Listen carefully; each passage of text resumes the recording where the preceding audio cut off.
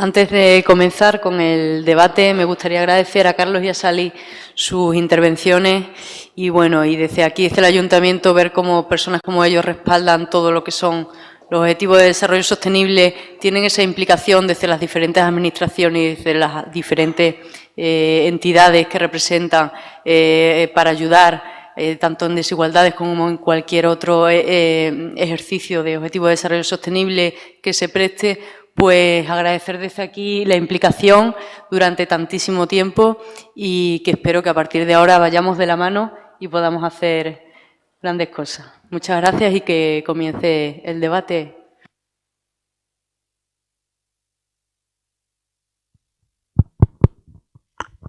Vale, bueno, pues queda abierta la ronda de preguntas, aportaciones o algunas ideas que quieran compartir con los expertos.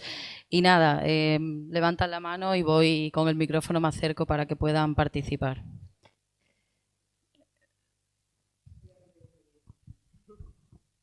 Buenas tardes a todos. Soy Antonia Martínez y soy trabajadora social de aquí del Ayuntamiento de Almendralejo.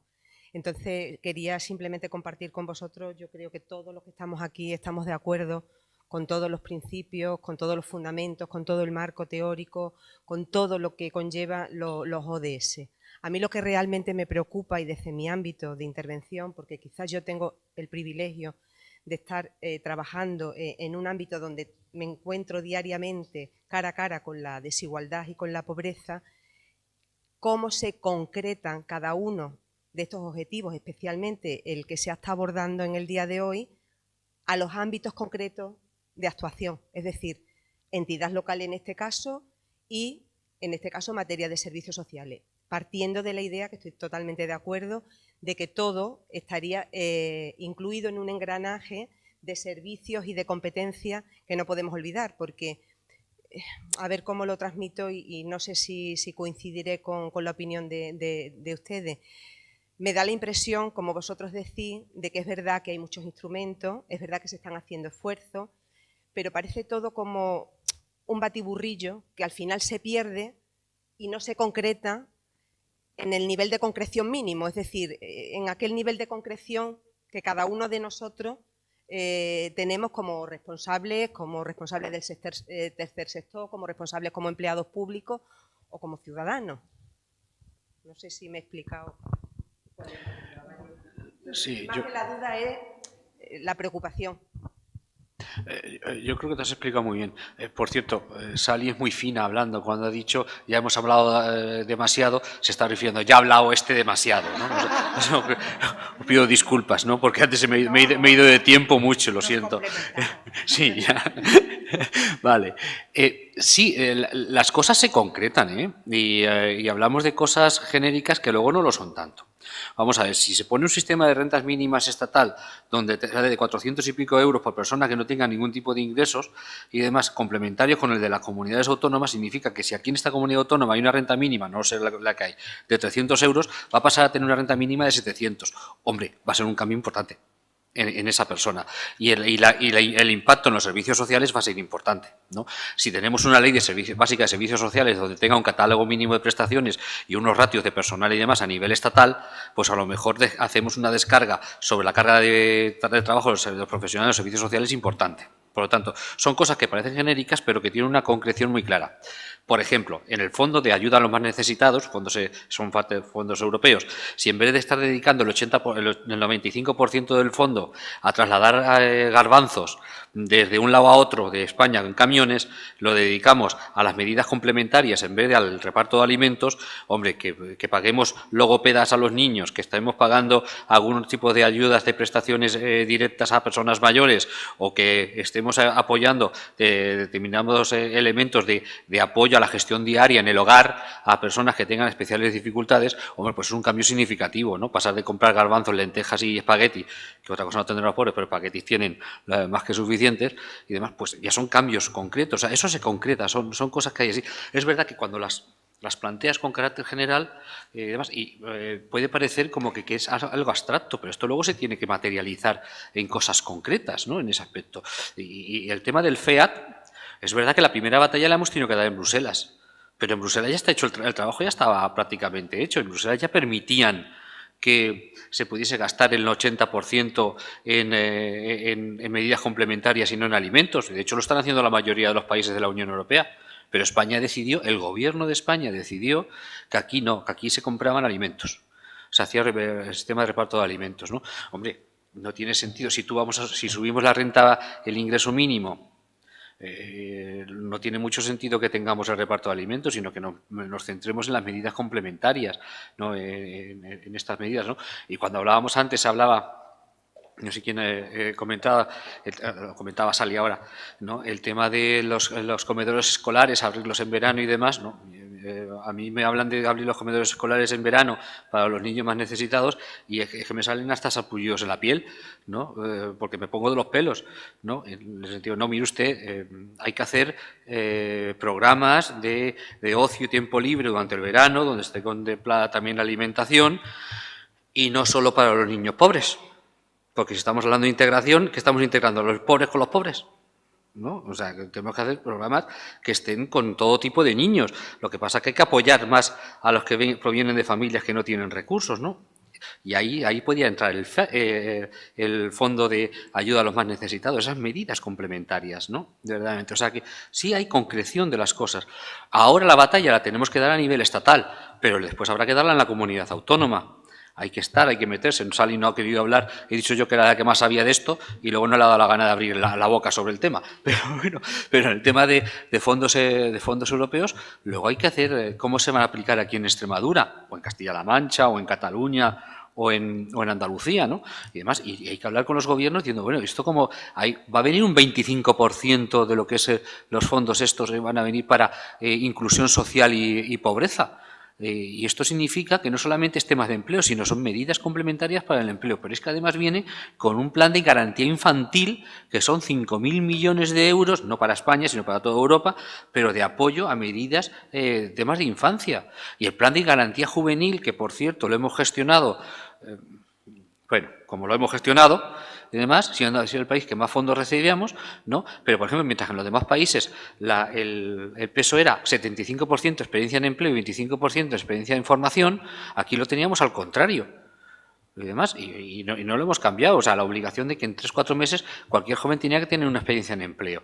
Que evidentemente era un empleo de carácter subvencionado. O sea, se pueden hacer cosas. Son cosas genéricas, pero que dependiendo de cómo se diseñen, tienen más o menos impacto en lo concreto. Y eso nos llega absolutamente a todos. Yo estoy de acuerdo contigo. O sea, cuidado, porque cuando hablamos de lo genérico, tenemos que hablar de lo genérico, pero tenemos que ver que luego eso se materializa. Y ya he vuelto a hablar más de lo que debo. Perdonad porque me largo mucho, ¿no? Y demás. Pero sí es cierto, tenemos que asegurarnos esto, de dejar claro que determinadas medidas generales tienen concreciones en lo local, en lo personal, ¿no? Y demás. Y de hecho, actuar, yo vuelvo a decir, la renta mínima esta que estamos hablando es 400 euros, pero es que no digamos si además eso viene con una prestación por hijo a cargo de 100 euros por niño al mes. O sea, la mejora que significa para determinado tipo de familias de menos recursos es muy alta. Pero ojo, y tenemos que luchar contra una cosa, es la frontera del agravio. O sea, tenemos que cambiar nuestra manera de trabajar.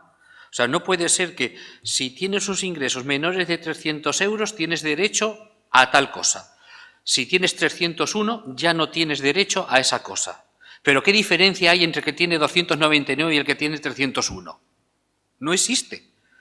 Tenemos que poner, sobre todo en el trabajo social, reconocer de una vez, me saltó una palabra que iba a decir entre medias, ¿no? Reconocer la prescripción facultativa. Es decir, y graduar.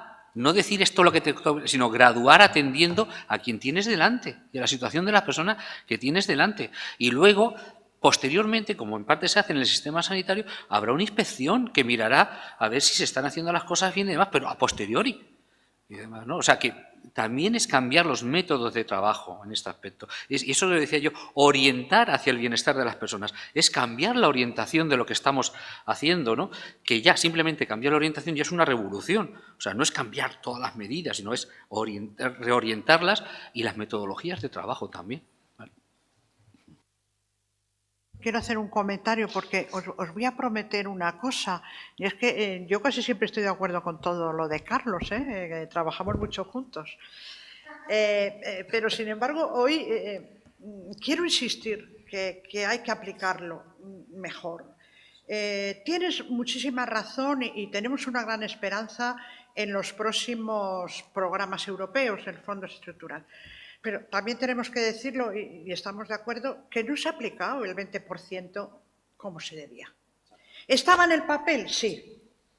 Pero hay veces que la voluntad política es muy importante y no culpa a nadie, es que es un entramado burocrático. Ahí ahí falta todavía. Entonces es verdad que, pues que sabéis que, bueno, yo es que soy una gran defensora y creo que no tocaba hoy de eso, de hablar de los fondos europeos. Es el recurso mejor que tenemos en cuanto cuantitativo, pero también cualitativo de orientaciones precisamente para luchar contra las desigualdades en el marco de la Unión. Pero luego cuesta muchísimo y os lo decimos desde APN, donde siempre reconozco el trabajo de compañeros y compañeras en todas las comunidades autónomas que están en los comités de seguimiento y que intentan con empresarios, con administraciones públicas, con la FED, pero realmente cuesta muchísimo y no se aplica mal, nadie se lo lleva, lo digo claramente, pero se aplica para cosas necesarias, pero no para lo que está pensando de personas realmente alejadas del mercado de trabajo, para parados de larga duración, que es necesario, para otras cosas, pero realmente no se llega a los indicadores. Yo creo que esto, estando de acuerdo contigo, hay que decirlo. Yo también quería decir que ahora tenemos una gran esperanza, yo la tengo en la estrategia contra la pobreza. Y eso sí que va a ser una respuesta que lo llevábamos pidiendo hace mucho tiempo, pero coincide con el objetivo 1. O sea que ahí va a ser muy... Pero ahora falta el programa operativo, falta los presupuestos y falta el nuevo gobierno, pero bueno, pues esa sí que es verdad, que va a responder. ¿Rentas mínimas? Pues sí que es verdad, pero también hay que cambiar las rentas mínimas, y eso también lo decimos. O sea que sí, pero con alguna modificación. Yo luego, hay dos cositas que no he dicho, porque bueno, hay muchas cosas que no he dicho. Yo creo que no he hecho demasiado hincapié en el enfoque de género. Y esto no es porque sea moda, ni porque lo tenemos que hablar, sino porque es que en nuestro estudio que hacemos todos los años de situación de la pobreza, la feminización de la pobreza, sobre todo las mujeres solas con hijos a cargo, es el grupo realmente que tiene los peores indicadores. Pero pasa igual en mujeres inmigrantes, pasa igual en mujeres gitanas, pasa igual en mujeres mayores con pensión, con la mínima pensión, porque no han cotizado, porque realmente es vida donde vivan también. Entonces, yo creo que también merece la pena mirar la desigualdad de género transversalmente, aparte de otras desigualdades que hay de poca representación en órganos directivos o en empresas también. Y hay otra cosa que se me olvidó decir, y es que no olvidemos las desigualdades global. Yo puedo desde CEPAIN hablar de Senegal y realmente hay también unas desigualdades que desde aquí y desde nuestro bienestar como ciudadanos del mundo, como globalización, no podemos olvidar. Y hay allí desigualdades en el país, como pasa aquí. Hay una gran diferencia entre el medio urbano y el medio rural. El medio rural es mucho más. Entonces, tenemos que tener una mirada amplia, cada uno desde donde trabajamos, mirando todas estas cuestiones, porque desigualdad se dice pronto, pero luego hay que mirar toda esta letra pequeña. Hombre, yo también creo que hay que decir que hemos avanzado. Hemos avanzado, ¿no? Realmente... Bueno, iba a decir algo que ahora ya no sé si lo puedo decir. Hasta hace muy poco tiempo nadie defendía que uno es más que otro. Había un consenso, ¿no? Por lo menos en la teoría. Estamos viendo algunas voces ahora que nos hacen temblar, porque parece que se sitúa alguien por encima de otro ser humano, ¿no? Pero, hombre, a lo largo de la historia hemos avanzado y también hay que decirlo. Muchas gracias. ¿Alguna...? Vale.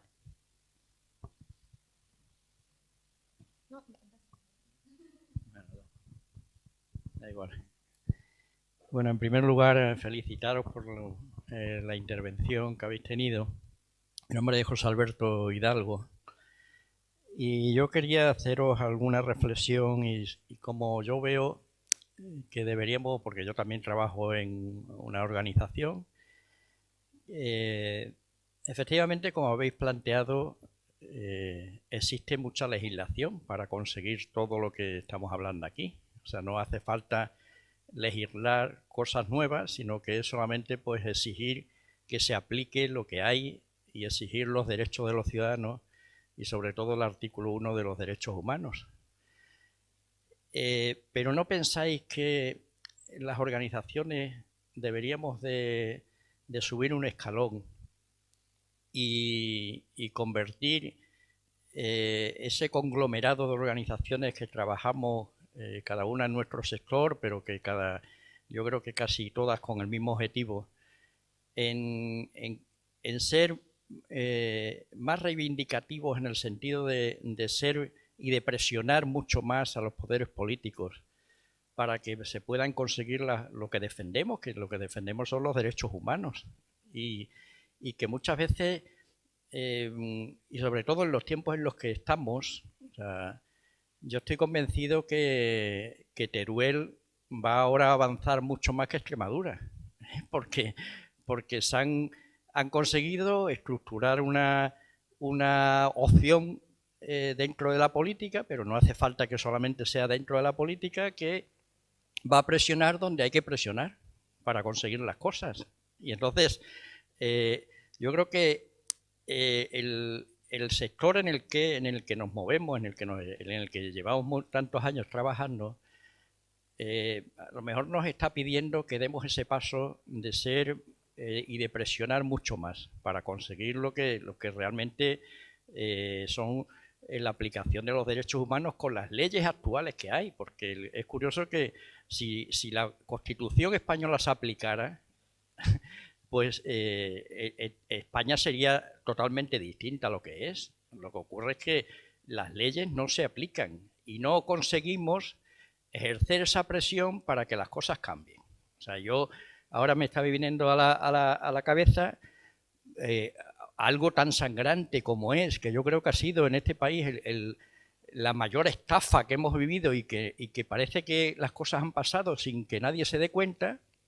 El rescate bancario que se ha producido en este país de más de 64.000 millones de euros, que Europa, cuando dio ese dinero, no dijo cómo se tenía que hacer, que los ciudadanos españoles no hayamos levantado nuestra voz y haber exigido que las cosas se hicieran de otra manera. O sea, ¿por qué? Yo me pregunto como ciudadano de a pie y también como incluso afectado, o sea, ¿por qué en vez de darle el dinero a la banca, que al final no nos lo van a devolver, y que a mí como ciudadano la banca me sigue presionando para que yo pague mis deudas, no se hizo de otra manera? Para que efectivamente el dinero llegara a la banca, pero que ayudara a las clases medias españolas. Y entonces estamos en situaciones que ni los colectivos ni los ciudadanos nos damos cuenta realmente de la importancia y de la fuerza que tenemos. Porque las cosas cambiarán cuando nosotros hagamos lo posible para que cambien. No estemos permanentemente pidiéndole a los poderes públicos y no sé, no, sí, los poderes públicos cuando hacen las cosas es cuando se les presiona.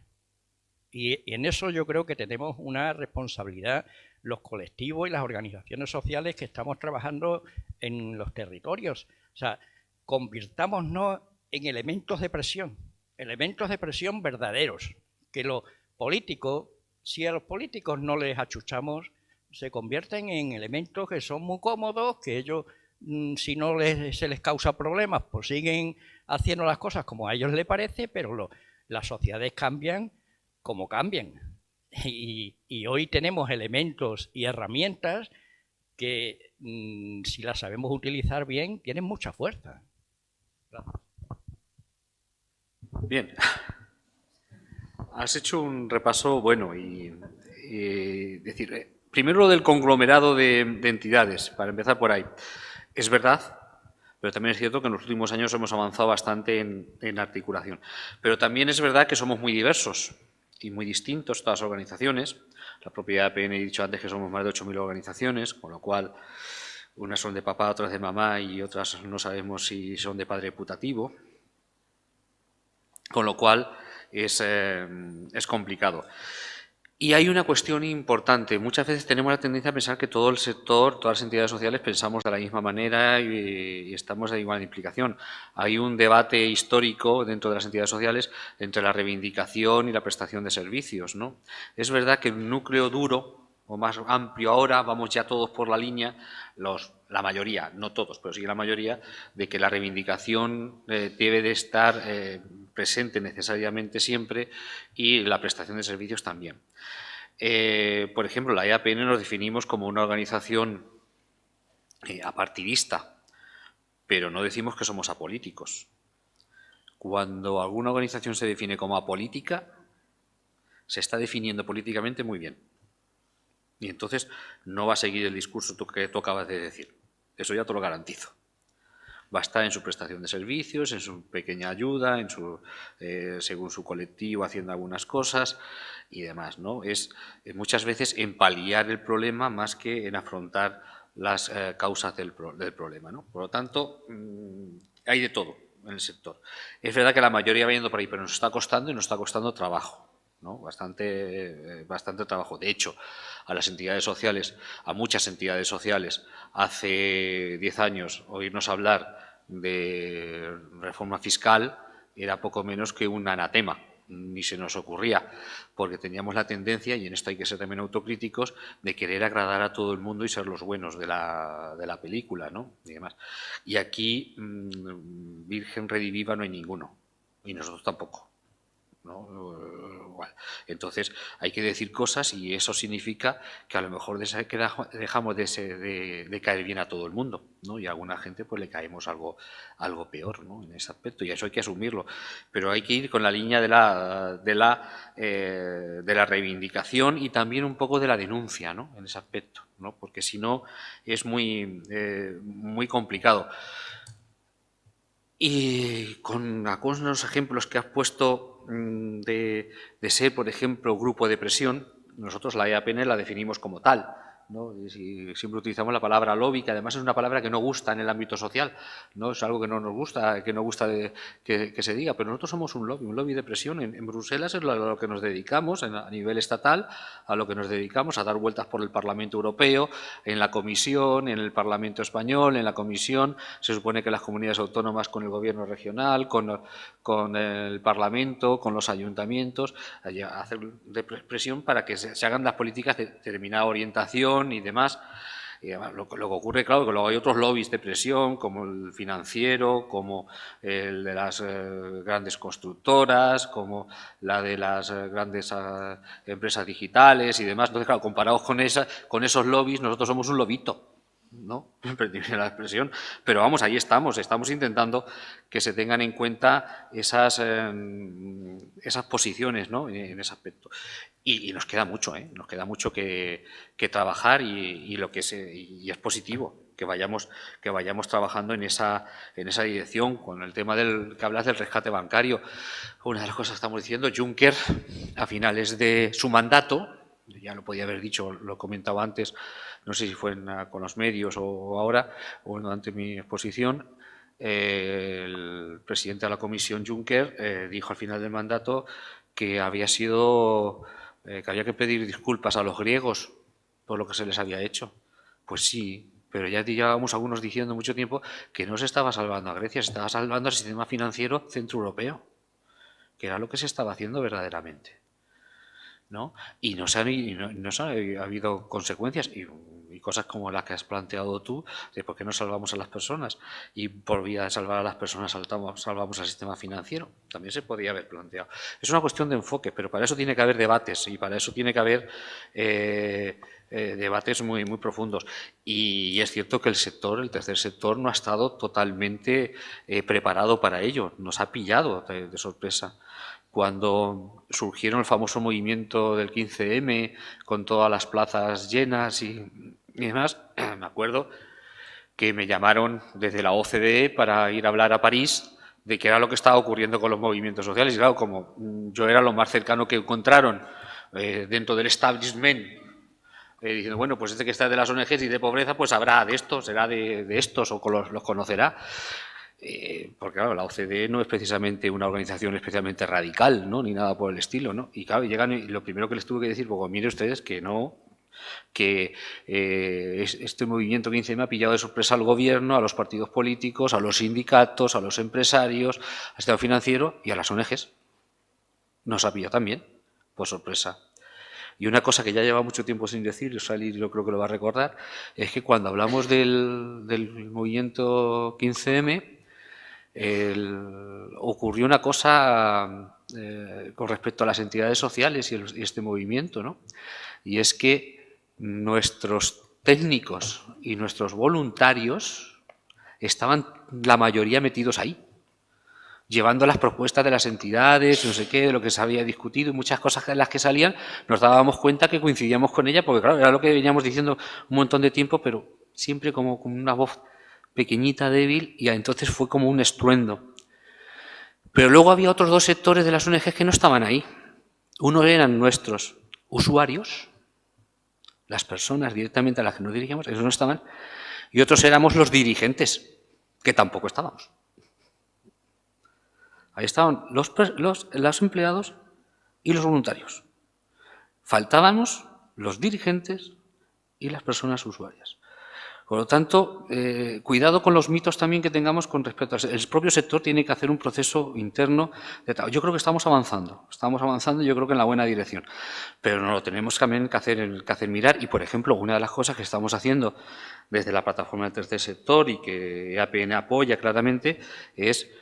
por ejemplo, si hay una reforma de la Constitución, nos parece bien que se discuta sobre el artículo 8º, que se va a discutir, obviamente, pero hombre, son los derechos sociales, tienen que pasar a ser derechos fundamentales, no orientadores de las políticas económicas y sociales del Gobierno, ¿no? Para que se materialice verdaderamente la posible defensa de esos derechos. Y tenemos que ser más reivindicativos, eso es más que evidente, ¿no? Y eso hay que conjugarlo con ser prestadores de servicios y demás. Pero también tenemos que estar bien armados, porque no podemos descargar la reivindicación, la prestación de servicios en una pequeña organización de barrio y demás. Para eso tienen que estar las plataformas, que serán las que nos toque tener ese papel más de tocar las narices, no como reivindicación de todo el sector. Y las organizaciones más pequeñas, más medianas, pues impulsar para que las plataformas cumplamos con esa misión. Yo le echo más culpa a las plataformas que a las propias organizaciones individuales, que somos las que deberíamos de tener mayor responsabilidad en los procesos de reivindicación. Y como a cada pregunta soltemos este rollo de respuesta, va a ser tremendo, disculpar, ¿eh?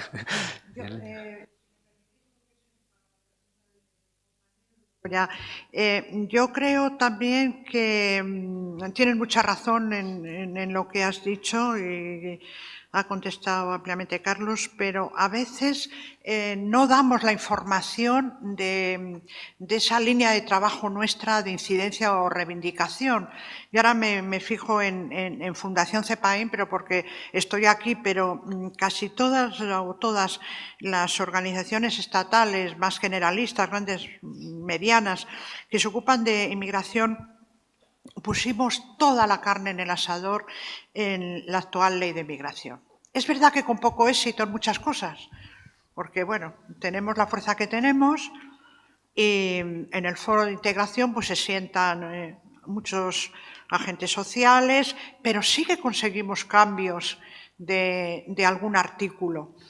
Es un trabajo arduo, porque realmente también tienen que ir compañeros muy especializados en legislación, pero desde luego hicimos todo lo posible. Me atrevería a decir que, vuelvo a lo de antes, con otras entidades, porque no podemos hablar de una persona, pero algunas personas se han implicado mucho en la estrategia contra la pobreza. Ha sido un trabajo muy difícil y a lo mejor no lo decimos porque decimos que hemos trabajado, sino para un poco que conozcáis, compartir la trayectoria. Ha sido un trabajo que ha estado mucho tiempo en un cajón, porque había voluntad política, pero no del máximo responsable político. Hemos trabajado y además en unión las organizaciones, aportando, aunque luego a lo mejor haya dado la cara más la red o alguna entidad estatal. Pero yo creo que ese trabajo de incidencia política, que nos lleva mucho tiempo, no lo damos a conocer.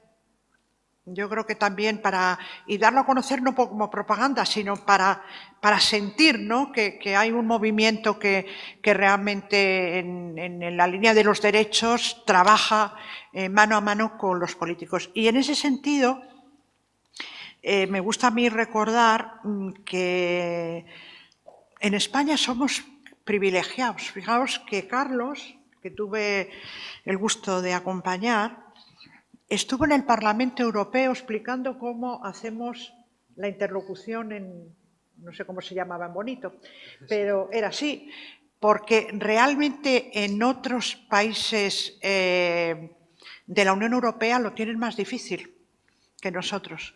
Nosotros, por ejemplo, ahora, y cuando digo nosotros digo el sector, y estaréis todos a través de las redes aquí de Extremadura, como sabéis, para el próximo periodo de los fondos europeos, 21-27, el Estado español tiene que presentar, según los reglamentos, o sea, lo que dice la Unión Europea y también las recomendaciones que nos han hecho como país, un gran documento que se llama Acuerdo de Asociación. De ahí después dependerá el Programa Operativo de Extremadura, el de Andalucía, algún programa estatal. Bueno, nosotros ya hemos pedido y cuentan con nosotros que vamos a hacer todas las propuestas que sean necesarias. Claro, no garantizamos que todas nos oigan, pero sí que hay voluntad de incidencia, aparte bueno, el trabajo que hacemos cada día de intervención con las personas a las que nos dedicamos. Pero yo creo que lo damos poco a conocer, quizá. No sé si se oye. ¿Se oye? Sí. Bueno, mi nombre es Isa, yo vengo de Federación Sáhara Extremadura, ¿vale? Y a título personal soy madre de acogida de un menor no acompañado. Es un poco reivindicativo, me uno a él, en el que hay poca participación social, o sea, a modo individual.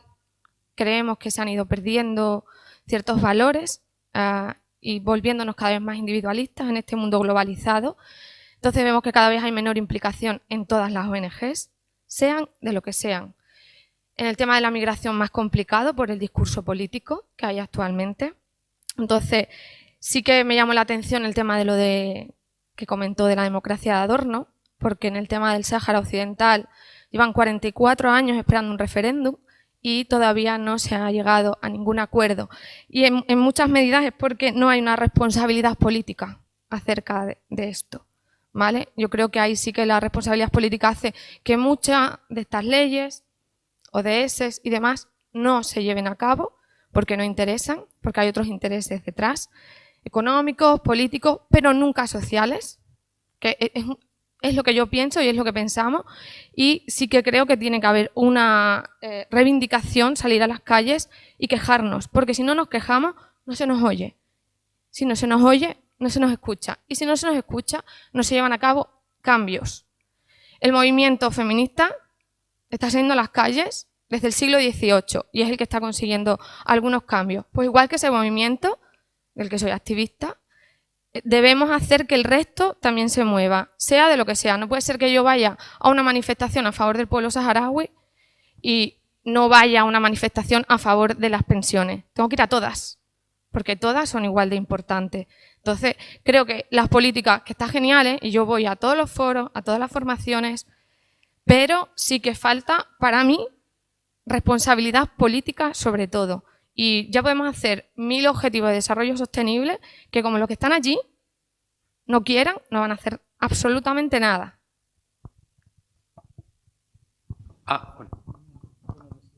Y una cuestión importante en este aspecto es, por ejemplo, cosas que hacemos ahora que tendrán repercusión después. Por ejemplo, todo el mundo lo considera que es como un poco anecdótico y queda muy bien y todo el mundo habla bien de ello, pero en el fondo están pensando, bueno, pues esto es una cosa más. Estos foros que se están creando de participación infantil y juvenil son tremendamente importantes, porque es un proceso de ir sembrando la cultura participativa, la cultura reivindicativa.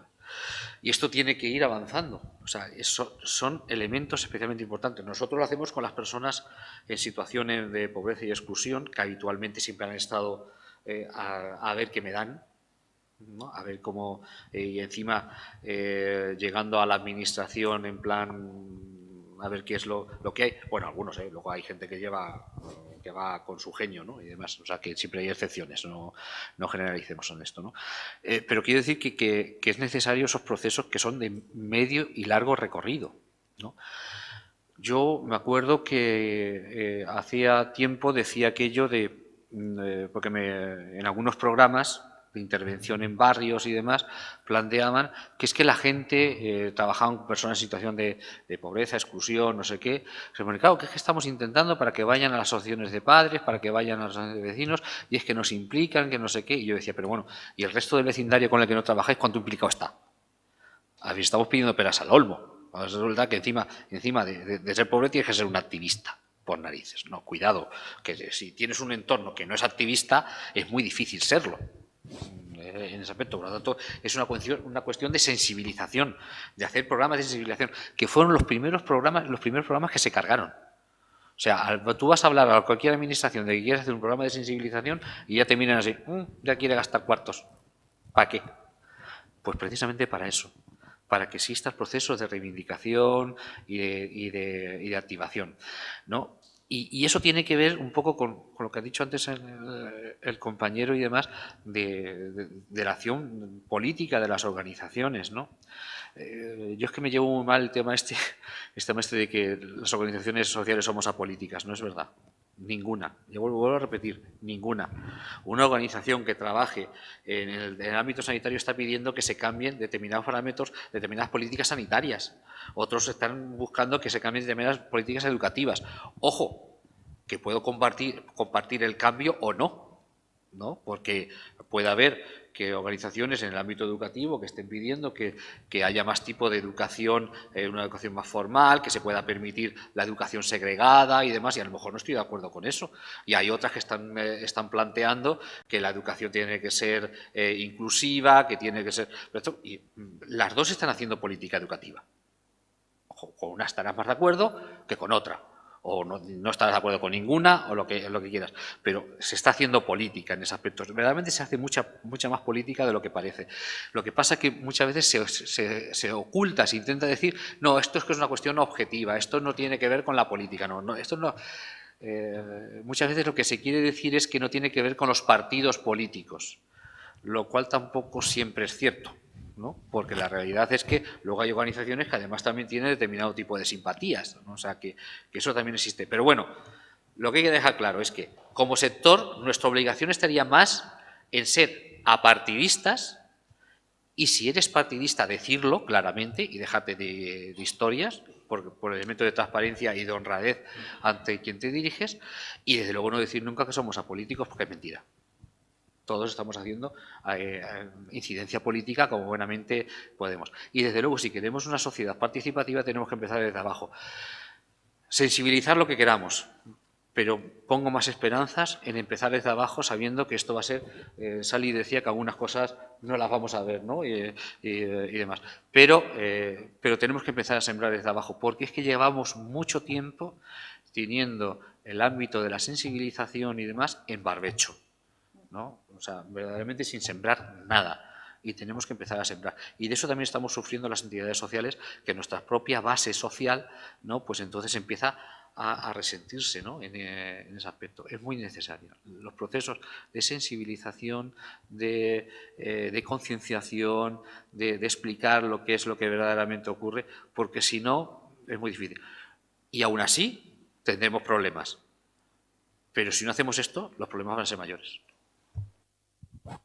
Hola, buenos días.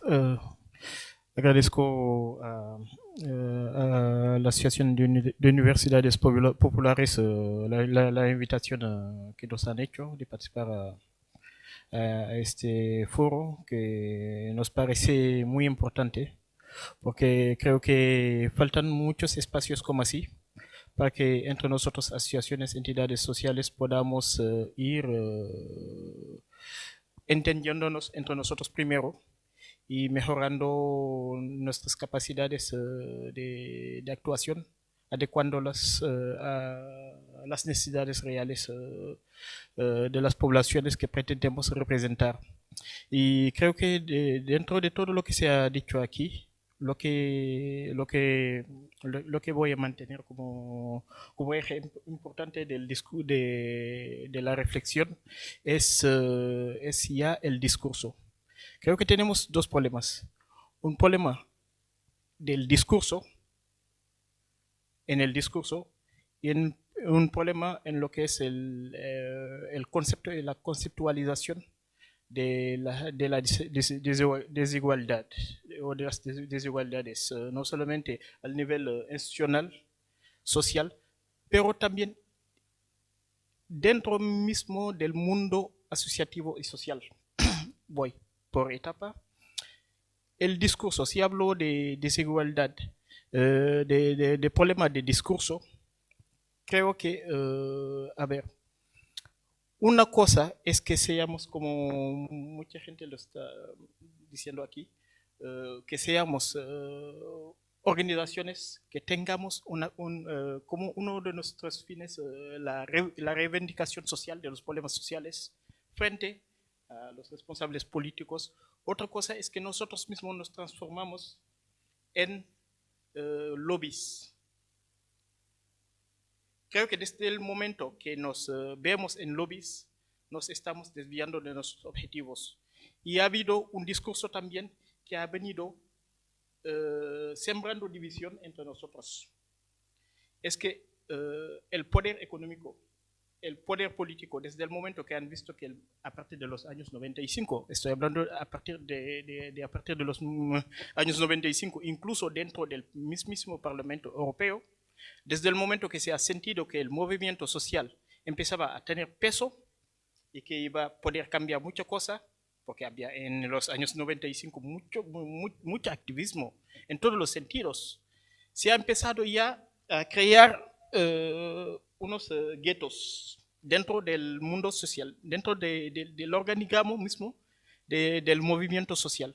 Hace ver que nos han clasificado sin que nosotros lo sepamos, o que le sepamos y que nos venga bien a unos, y que nos acomodamos en esta situación y que a otro no le venga bien, y que vean que eso no es a lo que pretendemos, y que se están metiendo de lado, poniendo de lado, ¿no?, para no entrar en este juego, y que consiste a que cojan un grupo de organización y que le consideren como mayores. Y a estas organizaciones les vienen todos los fondos, o la mayor parte de los fondos, y dentro de este mismo mundo se genera un montón de foros de reflexión, de pensamiento que al final mata al pensamiento, porque el exceso de pensamiento mata al pensamiento. Le doy un ejemplo. Por ejemplo, en Senegal, en un momento dado, un cónsul chino de Taiwán no quería ni asistir a los consejos de desarrollo, porque era cada semana un consejo regional de desarrollo. Y eso era para él una pérdida de tiempo.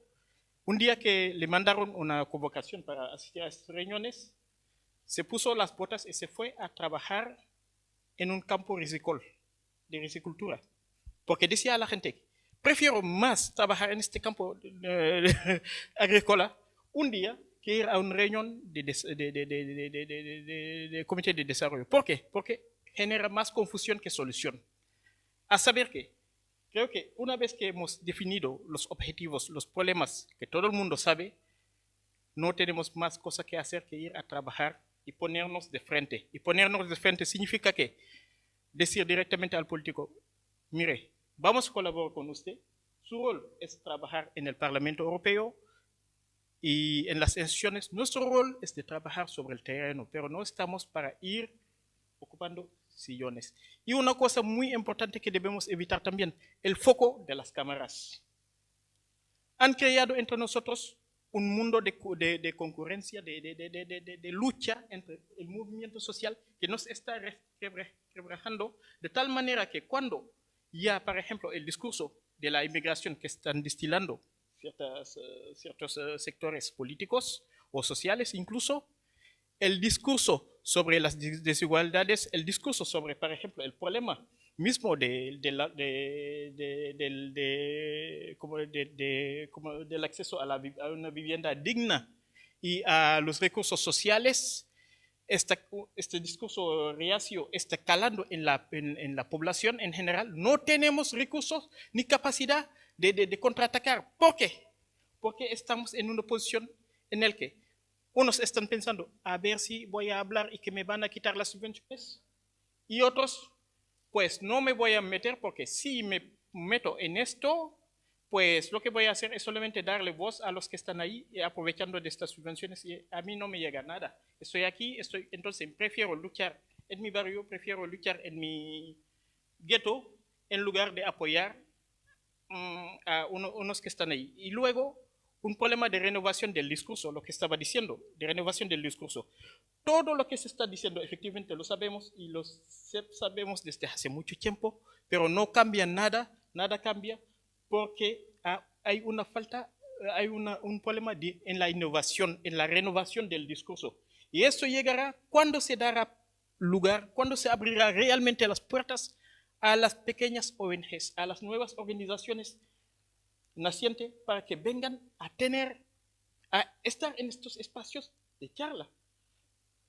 Yo cuando, por ejemplo, veo, cuando me han presentado lo que son borradores, que ONGs presentan a otras instituciones, por ejemplo, en materia de financiación, para luchar sientes que están poniendo más trabas a otras ONGs que están solucionando problemas.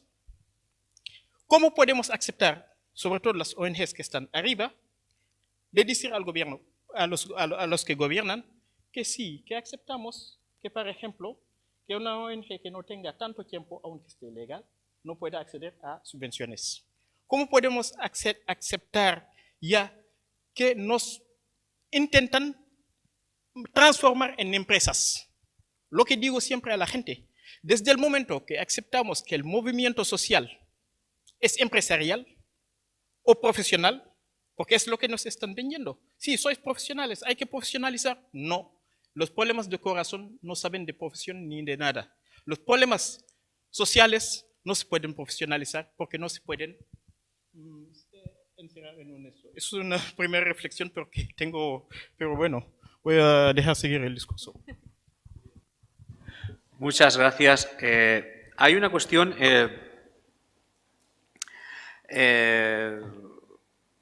que has hablado de varias cosas, ¿no?, con respecto al tema del discurso. Las entidades sociales, si no se organizan, no van a tener efectividad. Y si solamente nos quedamos trabajando en nuestro pequeño reducto, nuestro pequeño núcleo de intervención, al final seremos eliminados o simplemente tolerados. Ojo, y seremos mucho más cómodos. O sea, verdaderamente, el hecho, y además lo he dicho adrede, porque cuando he dicho de grupo de presión, que sería la manera más adecuada de decirlo, he querido cambiarlo por la palabra lobby, ¿no? Verdaderamente, ¿no? Que decías que no debemos ser lobbies. Pues yo creo que sí. Porque como no seamos un lobby y empecemos a exigir que se cambien determinadas cosas, es muy complicado, ¿eh? Yo creo que, por ejemplo, te pongo algunos ejemplos. Tenemos que trabajar en Bruselas, tenemos que trabajar en Madrid, tenemos que trabajar en Mérida y luego en cada uno de nuestros ayuntamientos. Pero es que no todas las ONGs piensan lo mismo.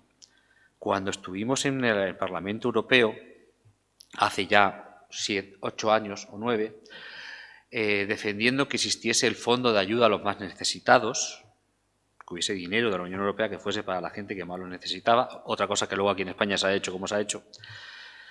Cuando llegamos allí a hablar con los parlamentarios, llegamos diciendo que es muy necesario, que no sé qué, y nos decían, no, sí, pero vienen otras ONGs de otros países diciendo lo contrario, que esto que no se debe de dar este tipo de dinero, que mejor dedicarlo a otros temas y demás. Y entonces eso significa que entre las ONGs, entre las entidades sociales, también tenemos nuestras batallas internas y tenemos que discutirlo y demás. Y entonces no podemos pensar que todas las entidades sociales piensan lo mismo, ¿no? Y para eso hay que ir construyendo. Y desde luego hay una cuestión importante. Hay que tener en cuenta la opinión de todas las entidades sociales, Pero cuidado en cómo se pide la opinión, porque puede ser una manera clara de manipular las cosas.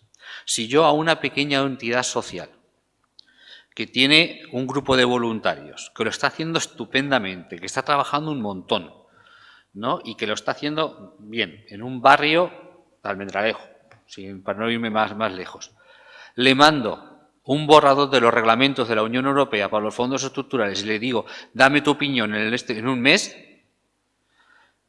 lo más educado que puede hacer es mandarme a hacer puñetas, perdón por la expresión. Para eso tenemos que tener el sector, tenemos que tener unas organizaciones intermedias, que son las plataformas, que se dediquen a hacer esas cosas. Que tengan en cuenta eso y que luego a la entidad pequeña se le explique, ojo, este reglamento de 500 folios se reduce, lo hemos reducido en estos 8 folios y esto es lo que puede ocurrir. ¿Qué opinas de esto? Y sobre eso te pueden dar una opinión. Por lo tanto, es importante, ¿no? Y es importante tener presente el trabajo en la base y saber que luego hay que trabajar en todos sitios, pero no pueden estar desconectados unos trabajos y los otros. Además, yo cuando me voy a Bruselas a pelear porque en un reglamento se meta una palabra, o sea, participación del tercer sector en el seguimiento de determinado tipo de recursos, me puedo tirar allí no sé cuánto tiempo para meter esa frase y demás. Pero eso significa que cuando lleguen los de Madrid, los que ya les toca estar en Madrid, entonces dicen, como viene esta frase puesta, ahora tenemos que coger y aquí hay que hacer unos programas que tengan en cuenta lo que estamos diciendo y demás. Y cuando llega a Mérida, diciendo, oye, que te obligan a que esté yo delante y que además tienes que ponerte de acuerdo conmigo y tiedes que dar los recursos para entidades sociales y hacer este tipo de reparto. Y entonces llegará la pequeñita, porque la Junta sacará una convocatoria y la organización pequeñita se podrá presentar a una convocatoria. Pero si no he metido la frase en Bruselas, no hay convocatoria a la que se pueda presentar la pequeñita. O sea, es una cadena. O sea, no es cuestión, que lo tenemos que hacer mejor, desde luego, pero que tenemos que tener claro que tenemos que ser unos grupos de presión y que tenemos que estar presentes en todos los ámbitos, eso, es claramente. Y luego está el problema de la debilidad de las entidades. Cuanto más pequeña es la entidad, más débil es. Así, no hay más, así de claro. Y las más débiles son las que menos subvenciones tienen. O sea, que el tener subvención no te hace débil, te hace mucho más débil el no tenerlas. Ojo, otra cosa es que haya que cambiar el sistema de subvenciones. Porque en este país, quien no sabe si el informe que hizo la entonces Fundación Luis Vives, que ya no se ha vuelto a hacer nadie, por cierto, sobre el peso de las subvenciones públicas, ¿sabéis cuánto era el peso que tenían las entidades sociales en las subvenciones públicas? Un 2%. De cada 100 euros que se daban en España, eso era en el año 2008 o 2007, de cada 100 euros que se daban en España en subvenciones públicas, 2 euros eran para las entidades sociales, que parece que somos los que estamos viendo las subvenciones. Anda que no hay subvenciones públicas que no son para las entidades sociales. Que no digo que no tengan que estar, pero vamos, que no somos los que más subvenciones. Y, por ejemplo, los agricultores no son reivindicativos, pese a recibir muchas subvenciones públicas, la PAC, por ejemplo. Sí lo son. El problema no es la subvención, sino el cómo se da, que es distinto. El tener que andar cada año pasando por ventanilla, ¿no?, para hacer proyectos de integración de 7 meses, que ni es proyecto de integración ni cosa que se le parezca. Eso sí que genera la debilidad, no la subvención, sino el método. Y eso es una de las cosas que tenemos. Y, por cierto, los fondos europeos en eso sí ayudan mucho, porque cuando se tienen programas plurianuales, aumenta tu nivel de independencia. Y cuanto más grande y mayores servicios prestas, mayor es tu capacidad de independencia con respecto al propio financiador. Además, este informe de la Luis Vives también decía, ¿sabéis cuáles son las entidades que más recursos privados reciben? Aquellas que más subvenciones públicas tienen. Además. Por lo tanto, tenemos que jugar con estas cosas, tenemos que conocer cómo funciona el sector, aparte de que tengamos que mejorar, que nos queda un chorreón muy grande de mejora, o sea, tenemos que trabajar muchísimo en mejorar, pero saber que tenemos que actuar por ahí. Y desde luego, hay una cosa que afortunadamente ya está cambiando y tenías mucha razón. No somos empresas. Y no se puede utilizar el sistema de las empresas. Eso no quiere decir que no tengamos que ser más transparentes y tener mejor gestión. Y desde luego cumplir la legalidad. Y si estamos recibiendo subvenciones públicas hay que tener mucha transparencia porque es dinero público, no es dinero nuestro. Y por lo tanto hay que dar explicaciones de en qué se gasta el dinero.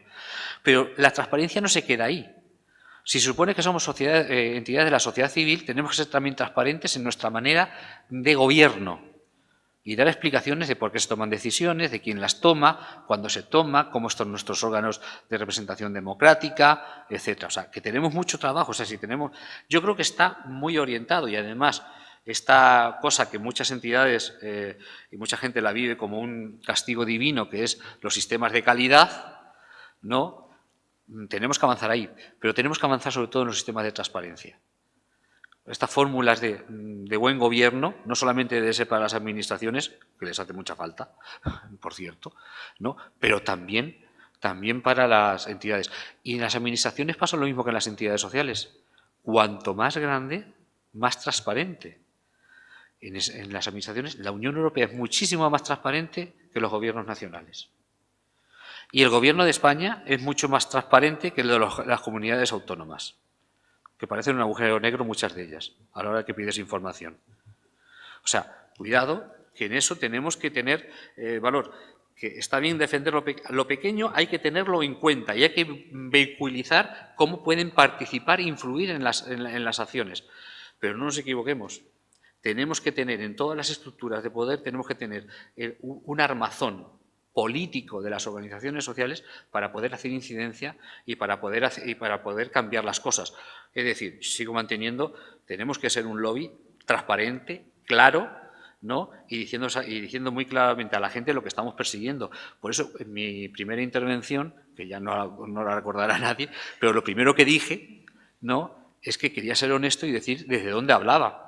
Que mi discurso no era un discurso objetivo, que era muy subjetivo, porque yo hablo desde una organización de la defensa de las personas contra la pobreza, la desigualdad, la exclusión social, y por lo tanto ahí es donde me sitúo. Yo no vengo diciendo que esto es el bien para todo el mundo, no. Sé que de las cosas que estoy diciendo a alguna gente no le gusta y es normal que no le guste. O sea que no tampoco pretendo que le guste a todo el mundo, ¿no?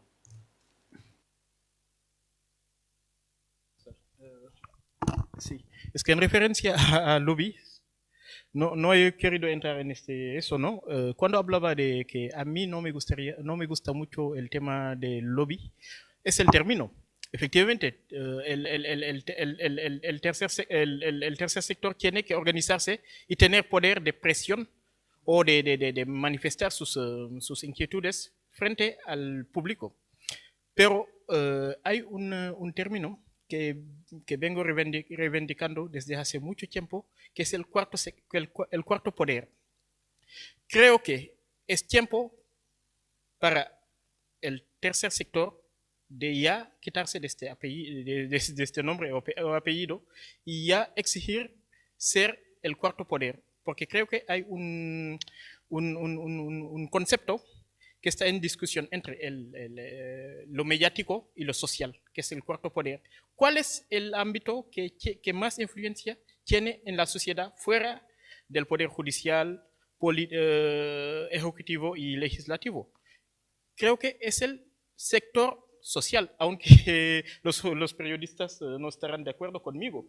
Pero creo que nos debemos apropiar de esto y luchar para que ya en las instituciones, por ejemplo, de decisiones sociales, que tengamos ahí representantes con derechos a voto y a veto. Y ahí voy con lo de la participación. Pero mientras que nosotros, efectivamente, siempre habrá grupos de organizaciones que tendrán que representar al tercer sector arriba. Pero este grupo debería empoderarse y luchar para ganarlo a pulso y no conformarse con solamente que nos reciban en despachos. Es ahí donde voy. No que el trabajo que se está haciendo no es bueno.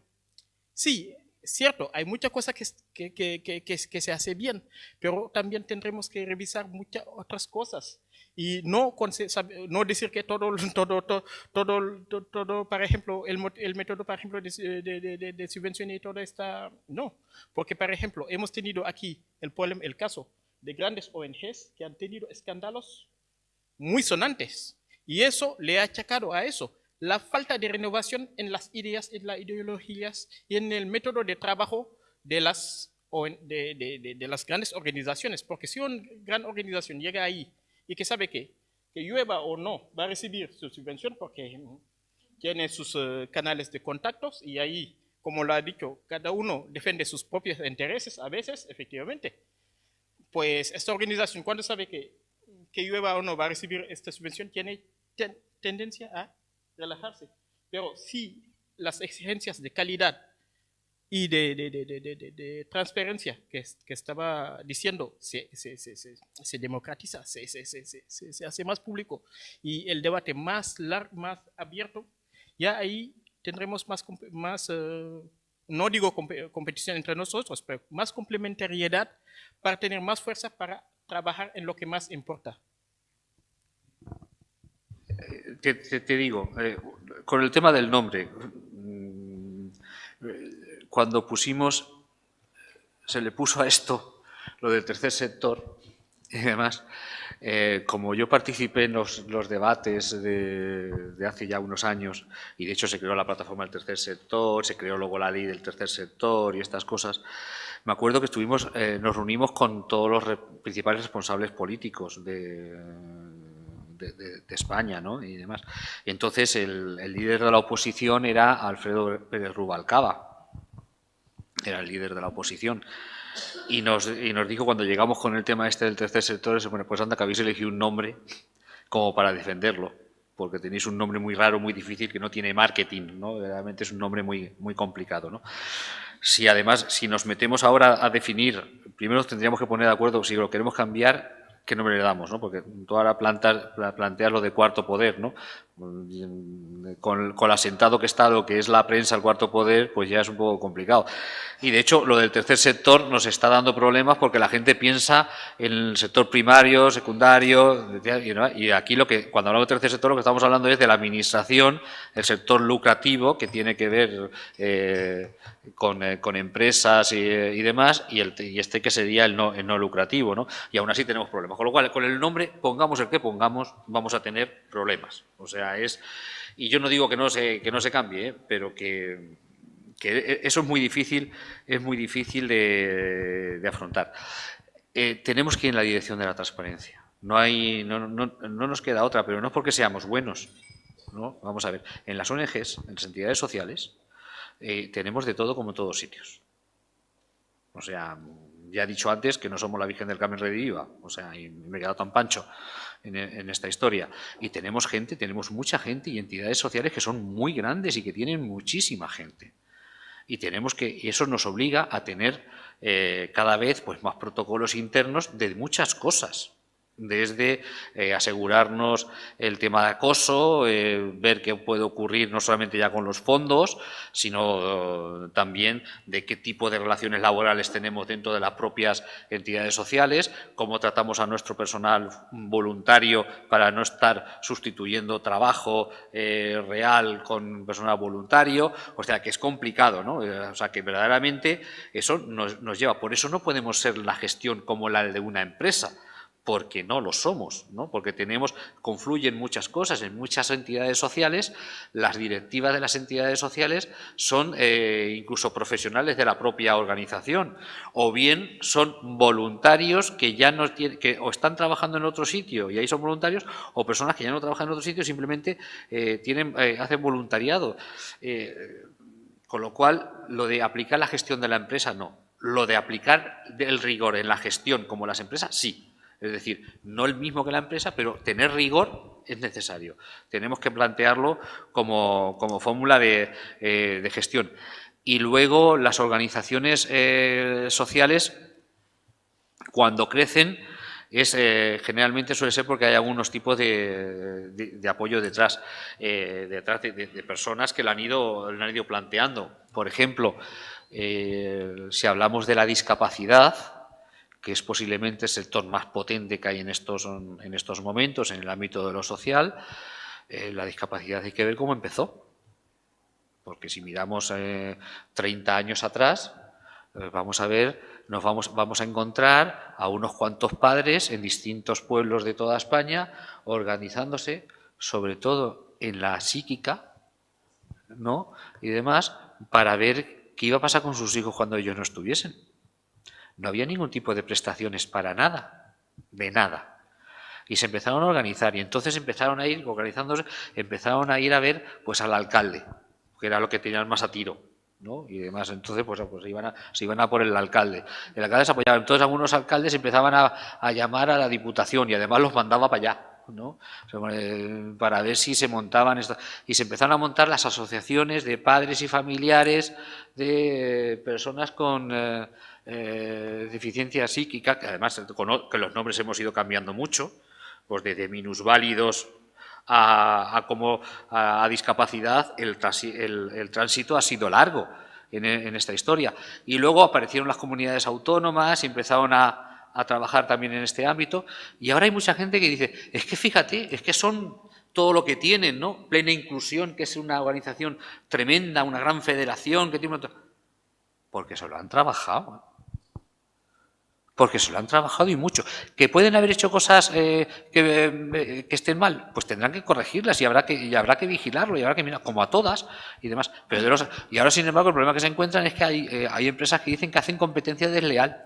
Claro, tú llegas, creas la necesidad, bueno, descubres la necesidad, la muestras, la necesidad, te trabajas el que exista recursos y cuando ya has conseguido que hay recursos para atender esa necesidad, entonces te vienen otros diciendo, no, es que aquí no tiene que haber competencia desleal y vengo yo porque aquí tiene que haber también beneficio. Pues mire usted, a mí me interesan las personas, no me interesa que tenga usted un beneficio, ¿no? Pero eso hay que mostrarlo también, por lo tanto es necesario la transparencia para ver que con ese dinero público que puede venir desde las administraciones y desde los fondos privados, que también es un dinero del público en general, ver lo que se hace. Es necesario, lo vuelvo a repetir, los sistemas de calidad, los sistemas de transparencia son fundamentales y desde luego tenemos que intervenir en todos los niveles de las distintas administraciones y trabajar con la ciudadanía, ¿no? Y por ejemplo, cuando hablamos con las administraciones hay que distinguir entre el ámbito político y el ámbito técnico.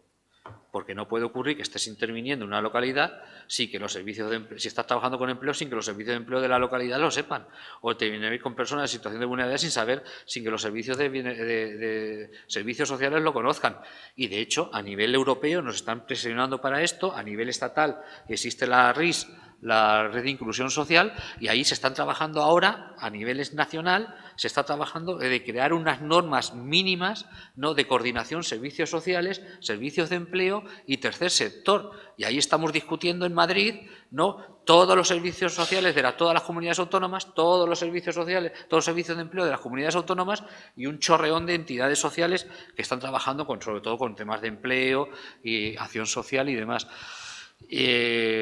Para sacar los dos primeros documentos nos tiramos 2 años, pero bueno, algo se ha avanzado. Y ahora creo que vamos a ir algo más rápidos, ¿no?, en esto porque ya estamos entrenados, más entrenados. Pero es verdad que muchas veces lo que es desesperante es la lentitud que cuesta, pero muchas veces no podemos evitar. Las competencias en este país son como son. El Estado, las políticas de empleo están descentralizadas, muy descentralizadas, las políticas de servicios sociales no están descentralizadas, es que no existe nada central prácticamente, que están totalmente... Y luego el tercer sector, pues estamos entre dos aguas en ese ámbito, ¿no? Incluso con un proceso de debilitamiento de las estructuras centrales. Está siendo complicado. O sea, muchas de las cosas que has planteado es verdad que están en el núcleo de los problemas que tenemos en estos momentos. O sea, que tenemos que afrontarlos. Pero no puede ser debilitándonos, tiene que ser fortaleciéndonos. Y ya no quiero entreteneros más, disculpad. Una cosita, que bueno, ya se ha dicho, y es la necesidad por apostar por la innovación y por calidad. Y te lo dice una que fue militante casi de retrasar la implantación del sistema de calidad en mi organización, que era era CEPAIN, me rebelé hace años y no, realmente no lo veía. Gracias a Dios que había y hay un director con mucha más visión que la mía. Al final se solucionó tratando de combinar los dos enfoques. El sistema de calidad no tiene por qué aminorar o debilitar la manera de trabajar, lo que decimos calidad, calidez también. Y eso costó tiempo, porque hay una tentación. Ya hago el papelito de calidad en una entrevista de trabajo. Tiene que venir firmada por 2, tiene que estar 15 días, al entrar por la puerta primero entra este, bueno, lo estoy haciendo. Y yo decía, ¿y el contenido? ¿El contenido de la entrevista? ¿Cómo que la profesionalidad, el respeto a la persona que entrevista, las herramientas para saber actitudes y actitudes, ¿dónde están? ¿No? Y bueno, llegamos a combinar las dos cosas, porque mirad, en la administración pública, en la administración ya no se pueden presentar proyectos si no es electrónicamente. ¿Qué sería de nosotros si damos espalda a toda la innovación? Y lo vamos a tener todavía más difícil dentro de nada. Cuando hablamos de innovación y de cambiar, también tiene que ser en nuestras estructuras. Y lo he querido decir porque yo fui reacia, ¿no? Porque vengo de otra escuela, del contacto, y al final hay que hacerlo y de la necesidad se hace virtud y va a ser necesario. Otra cosa es que, bueno, lo decimos siempre y yo no me resigno a no decirlo, es el trabajo con los medios, ¿no? Porque es verdad, como no somos muchos, 30.000, siempre puede haber un 1%, bueno, de alguien que no ejecuta sus funciones como debe, pero ese es el que sale en el periódico, no lo olvidemos. Los ejemplos que tenemos cuando salimos las ONGs, casi siempre, bueno, ahora salimos un poco más, ¿no? Este año nosotros no tenemos queja con el estudio, pero durante años nada más han salido las ONGs para casos de corrupción, que desgraciadamente era pero eso es lo que cala en la ciudadanía. Yo creo que el trabajo con los medios es fundamental para que conozcan y también para que trate con respeto a las personas a las que nos dirigimos, que a veces existe la discriminación en el cómo se da una noticia.